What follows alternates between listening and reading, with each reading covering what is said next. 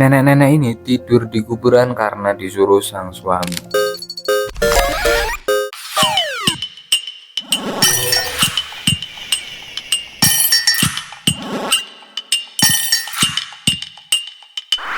Guys, sebelum mulai aku mau disclaimer dulu kalau cerita ini hanya cerita fiksi yang terinspirasi dari beberapa kisah nyata.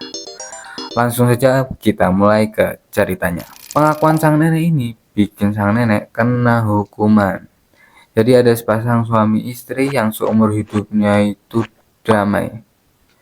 Mereka nggak pernah ada masalah sama sekali. Sampai akhirnya mereka dikaruniai seorang anak. Yang mana sekarang udah pada dewasa, udah pada gede, udah pada menikah. Dan merantaulah mereka ke kota. Itu mungkin udah menjadi kebiasaan yang lumrah ya bagi orang desa untuk merantau ke kota nyari peruntungan. Sejak saat itu suami istri ini hanya tinggal berdua saja di desa. Mungkin bukan pilihan yang aneh ketika orang tua memutuskan untuk tinggal di desa. Karena di desa suasananya tenang, santai, damai.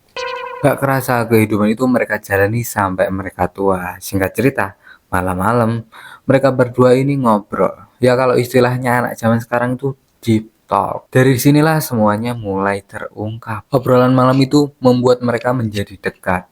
Awalnya tumbuh lagi tuh bibit-bibit cinta yang udah lama pudar. Namun semuanya berakhir dengan pertengkaran. Karena sang nenek ini keceplosan kalau semasa dia muda waktu masih ngerawat anak-anak, dia itu pernah selingkuh cuy. Ya gimana nggak marah, udah berpuluh-puluh tahun bersama. Kenapa sang istri ini baru ngaku? Awalnya sang kakek ini mencoba buat nahan emosi, tapi makin ditahan, makin nggak bisa. Akhirnya dia bilanglah ke si nenek, aku dengar pengakuanmu ini sakit hati banget sumpah. Bayangin kita udah lama hidup bersama, tapi yang kamu kasih ke aku ternyata malah ini. Pada saat itu juga sang kakek udah nggak peduli tuh sama kata maafnya sang nenek. Karena mungkin dia udah marah ya sama sang nenek. Akhirnya yang keluar dari mulut dia itu bikin kita kaget cuy. Dia nyuruh sang nenek itu buat tidur di kuburan. Sang nenek pikir ini mungkin semacam hukuman dari sang kakek untuk menebus dosa-dosa di masa lalu. Akhirnya dijalaninlah hukuman dari si kakek. Malam itu si nenek langsung tidur di kuburan. Wah, kamu bayangin aja tidur di kuburan malam hari. Bukan suasana horornya, tapi hawa dingin yang bikin kita itu susah tidur. Apalagi kayak hewan-hewan di sekitar gitu kan, kita nggak bisa memprediksi itu ya. Apalagi kalau hukumannya itu berjalan beberapa hari. Setelah beberapa hari berlalu, sang nenek ini ngerasa kayak ada yang aneh. Kok tiap dia pulang, sang kakek ini seperti nggak ngerasain apa-apa. Kayak dia tuh pulang gitu. Nah si kakek ini tuh ngerasa kalau si nenek itu kayak biasanya ya tidurlah di rumah gitu kan, bukan tidur di kuburan.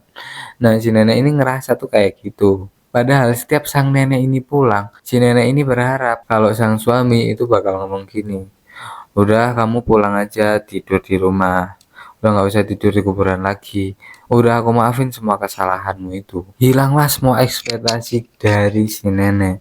Karena kalimat itu tuh nggak pernah keluar dari mulut si kakek. Setelah berjalan beberapa hari, si nenek ini mikir kalau dirinya udah nggak diinginkan lagi sama sang kakek. Mulai tumbuhlah tuh rasa sakit hati dari sang nenek. Karena dia merasa udah nggak diperhatikan lagi sama sang kakek. Malam itu sang nenek yang merasa hidupnya itu udah nggak diinginkan lagi, akhirnya dia mengakhiri hidupnya sendiri di kuburan.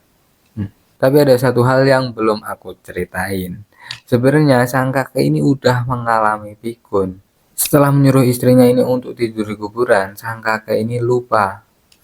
Setelah menyuruh istrinya ini untuk tidur di kuburan, beberapa hari kemudian sang kakek ini lupa kalau hukuman itu pernah ia berikan. Makanya setiap istrinya pulang, dia bersikap seolah tidak terjadi apa-apa.